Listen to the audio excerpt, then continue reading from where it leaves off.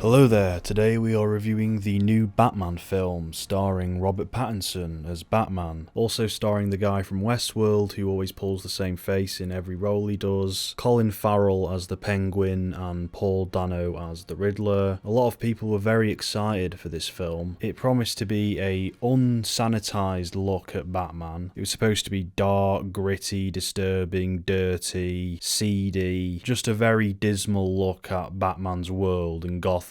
It's R-rated and 3 hours long. Are you a retard? Do you need mental help? Do you need to go and see the doctor? So there was a lot of interesting factors going into this film, and a lot of anticipation. Robert Pattinson is on a hot streak at the moment, doing great role after great role, absolutely killing it. The trailers contain some striking visuals, and I had no real reason to think that it would be a bad film. This film definitely has its own identity of sorts. Of every live-action Batman piece of media that I've seen at least, this one leans into the detective aspect of Batman's character the most. This film is straight up a crime, detective, mystery thriller. Being a detective has always been a part of the Batman character. The whole film is this investigation, this procedural, of Batman and Commissioner Gordon trying to catch the Riddler. It's a self-contained movie completely committed to that detective plot, which is something we don't often see with these superhero films. So it's definitely not lacking any plot. It is a plot-heavy movie and it's all about the twists and turns. And again, it's just unrelentingly committed to that, and it was interesting in that way. However, aside from that plot, the story and the characters were bare. This is the most one-dimensional version of Batman we've gotten in recent memory. There isn't anything wrong with what Robert Pattinson's doing. I'd say he's doing the best he can with what he's given. Batman just has no character in this. It's just the surface level version of him that relies on your familiarity with this famous character. Like, okay, you already know he's an orphan, you already know he's brooding and miserable and kind of edgy and dead inside. He, along with the rest of the cast, were never fleshed out. And you can say, well, it's all really about the plot, but there were moments where you were expected to feel emotions for the characters, where you were supposed to feel sadness or grief. And we just simply can't be expected to have a strong emotional reaction from what little character development they're giving us. I never cared about Robert Pattinson's Batman or his Bruce Wayne. Again, it was no fault of the actors, they were all doing decent jobs, but this film has no emotional core, which doesn't really help when it's supposed to be this brooding and dreary atmosphere. It is literally all about the plot, and that can work sometimes, but this is a 3-hour film, and there were a lot of times when I was just bored. The plot was perfectly dense in its own right. There were a good few times where I was interested just solely on the plot, just hooked on that, but because I had no attachment to any of these characters, there was also a lot of times where I was checked out of the movie and feeling that length and was just disinterested and bored. For what little it was providing, it was too long for what it was, and I don't really think there's an excuse for it, because there are times when you are supposed to care about the characters, you're supposed to have an emotional attachment to them, where it's supposed to be dramatic, but it completely falls flat. I was really trying to be invested in this story. In a lot of ways, watching this film is kind of like tuning into a random episode of the old Batman series, just obviously it's much darker, but you're just like, okay, here's Batman,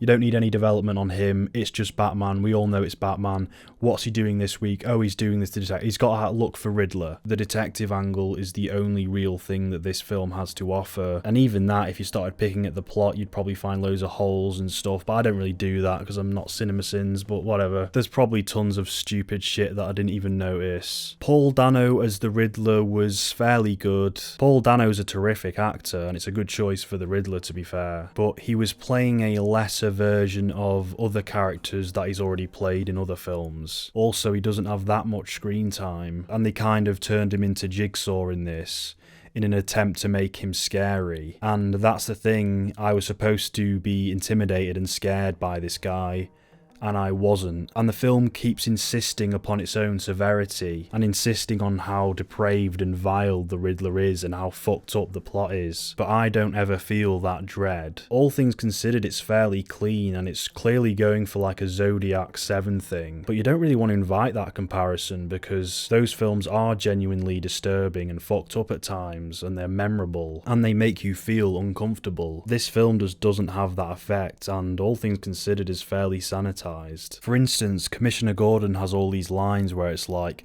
oh, this guy's one sick son of a bitch, oh, this guy is nasty, oh, this shit is fucked up, but you never feel that.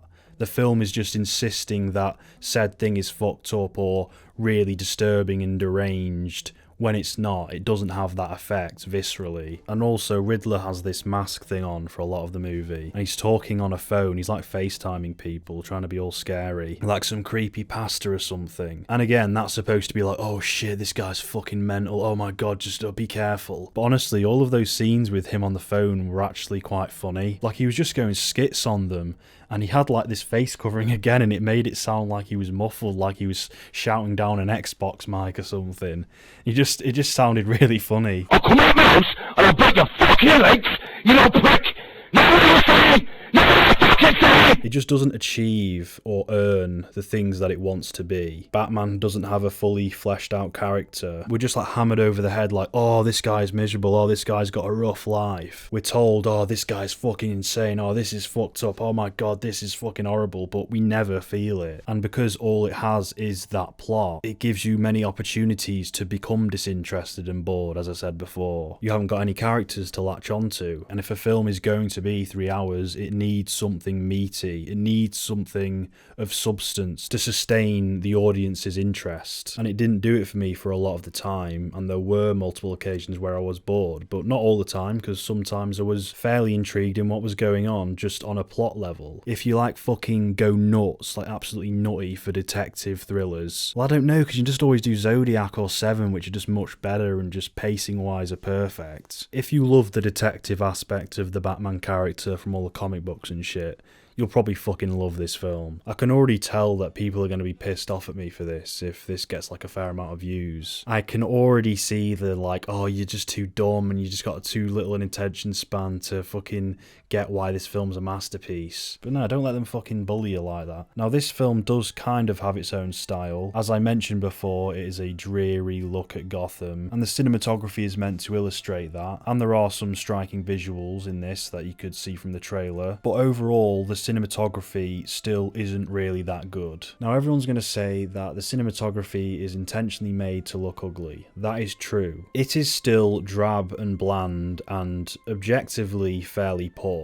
This is excluding the like 1 or 2 striking visuals from the trailers. The way in which they went about trying to make it ugly wasn't well done. It's serviceable cinematography, and they've just lowered the saturation and made it darker. Visually, it is so uninteresting. There are plenty of films that have intentionally ugly cinematography that do it well. This is not one of them. It's bland Hollywood ugly. It's utterly uninteresting to look at. It isn't artfully done, and really it just kind of makes the movie look shit because there are so many shots that are just underlit, and it comes across as more of incompetent filmmaking than, oh, it's intentional and it's supposed to be dark and edgy and, oh, everything's supposed to be fucking miserable. God, people are going to be pissed off for this one. Sorry, but there just hasn't been that much effort put into it. You can't just lower the saturation and make it darker. It's just still objectively bland and drab cinematography, which is as one-dimensional as the emotions and characters of the film. It plays with the idea of being a brutal, unrelenting look at Batman, but doesn't have the balls to follow through with it. It is a wasted use of the R rating, or the 15 rating, as it is in England. And again, the genuinely striking visuals that I assume are lifted right out of the comics, they're few and far between. The action is for the most part serviceable, but that wouldn't have mattered if I'd fucking cared about the characters. Bloody hell, I was a lot more brutal in this review than I thought I'd be.